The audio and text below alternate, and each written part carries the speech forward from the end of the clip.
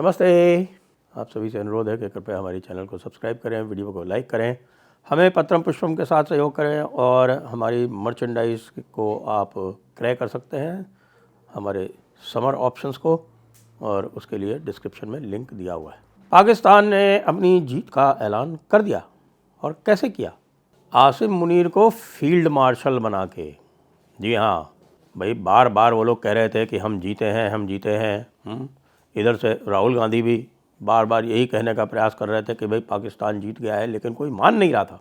तो मानने के लिए ये फाइनल प्रूफ दिया गया है, यानी कि चूंकि आसिम मुनीर को पाकिस्तान ने फील्ड मार्शल बना दिया है, इसलिए आप ये मान जाइए बिना कोई और सवाल पूछे कि पाकिस्तान जीता। वो बात अलग है कि आप एविडेंस दिखा रहे हैं।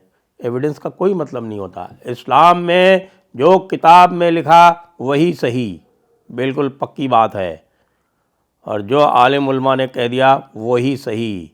अब इससे बड़ा आलिम और कौन मिलेगा? आसिम मुनीर। तो आसिम मुनीर फील्ड मार्शल बन गया। फील्ड मार्शल तभी बनता है जब फौज जीतती है, इसलिए चूंकि आसिम मुनीर फील्ड मार्शल बन गया है इसलिए फौज जीती है ना? बढ़िया लॉजिक। कैसा लगा आपको?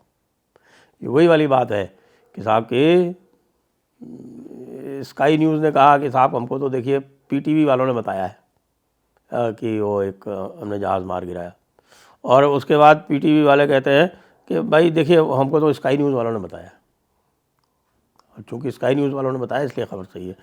इसी तरह से आसिम मुनीर चूँकि फील्ड मार्शल बन गया है इसलिए पाकिस्तान जीता है, ये मान जाइए।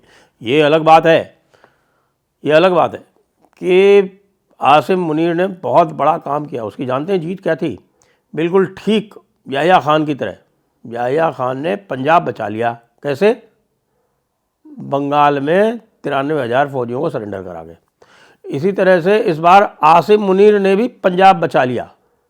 हाँ जी, तुरंत हाथ पैर जोड़ के कि भाई हमारी एयर डिफेंस ख़त्म हो चुकी है, अब हमें ज़्यादा और न रगेड़ो और हमें माफ़ करो। बाकी जो रिकॉर्ड है वो तो सबके सामने है।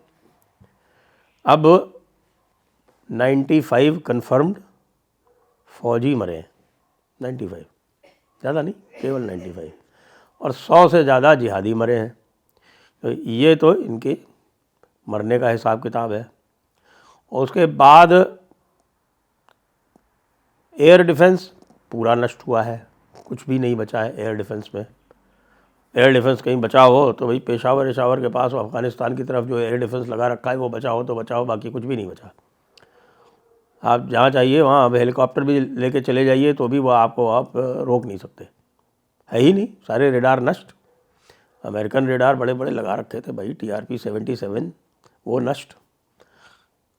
उसके बाद सबको पता है कि 11 एयरबेस नष्ट हुए हैं, जिसमें से 9 तो बिल्कुल टोटली आउट ऑफ कमीशन हो गए।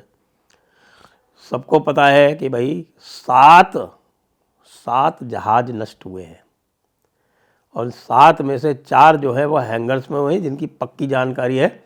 उसमें से एक तो साहब का वो एवॉक्स है, एयरबॉर्न अर्ली वार्निंग वाला, और एक C-130 है जो कंफर्म है, एक F-16 गया है, एक J-10 गया है। ये तो सब खड़े खड़े गए, और 3 जो है वो पक्के हिट हुए हैं, एक JF-17 और 2 F-16 वो हवा में मार के गिराए गए।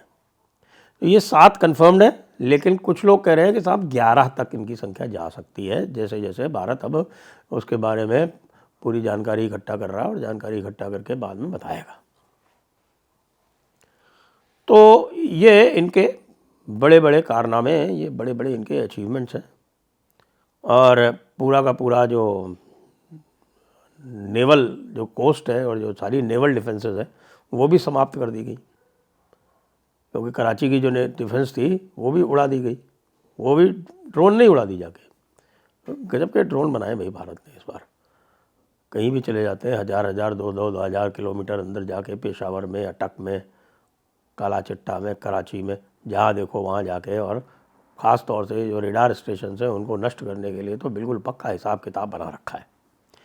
एक और जो बात आई, जो अब धीरे धीरे सभी को चिंतित कर रही है वो ये है कि भाई इनकी एयर डिफेंसेस नष्ट करने के लिए भारत ने बड़ा ज़बरदस्त एक डिसेप्शन जिसको बोलते हैं कि एक डिकॉयज़ भेजे। डिकॉयज़ मतलब आजकल क्या है कि टारगेट प्रैक्टिस करने के लिए कुछ इस प्रकार के अनमैन्ड जहाज़ आए हुए हैं। उन अनमैन्ड जहाज़ों को फिर छोड़ा जाता है, फिर उस पर टारगेट प्रैक्टिस की जाती है, क्योंकि टारगेट प्रैक्टिस आप लाइव जहाज़ पे तो कर नहीं सकते। तो ये जहाज़ भारत के पास हैं काफ़ी संख्या में। इसमें से एक का नाम तो लक्ष्य है, तो दूसरा कोई बैंशी बताते हैं। इस तरह के जो जहाज़ आए हैं इनको भारत ने सबसे पहले आरंभ होते ही सबसे पहले इनको छोड़ा। क्यों छोड़ा कि इनको छोड़ते ही उनके रेडार जो भी सिस्टम्स थे वो सारे के सारे ऑन हो गए, और ऑन होके और इनके ऊपर वो टारगेट करने लगे। और इनमें से ये होते ही लक्ष्य में है, जिसे टारगेट करने के लिए होते हैं, और इनको टारगेट किया। इनमें से कुछ उसके ऊपर टारगेट लगा वो गिर गए। लेकिन भाइयों ने अपना पूरा का पूरा जो रेडार डिफेंस था, उसके जितने भी कोऑर्डिनेट्स थे, उसके जितने भी बाकी जितने जानकारियां थी, वो सब भारत को इस बारे में बता दी। और उसके बाद भारत ने उनको पहले टारगेट किया, उनको जैम किया, और उनको जैम करने के बाद उनको जैम करने के लिए वो रुद्रम एंटी रेडिएशन एक जैमिंग अस्त्र है भारत के पास में, उसका उपयोग किया और पूरा सिस्टम जैम करके और 9 टेररिस्ट ठिकाने उड़ा दिए। उसके बाद पाकिस्तान जागा और हमारा फील्ड मार्शल आसिम मुनीर वो जाके बंकर में छिप गया। बंकर में छिप गया और इसकी जो आर्मी थी, यानी जो लैंड फोर्सेस थी, उन्होंने कोई काम नहीं किया। उन्होंने क्या काम किया बताते हैं कि साहब कि इनके कोई 60-70 बंकर और 10-12-15 पोस्ट वो पूरी तरह नेस्त नाबूद कर दी भारत की आर्टिलरी ने। भारत की आर्टिलरी गन से उनको पूरी तरह से ख़त्म कर दिया गया, कुछ नहीं बचा।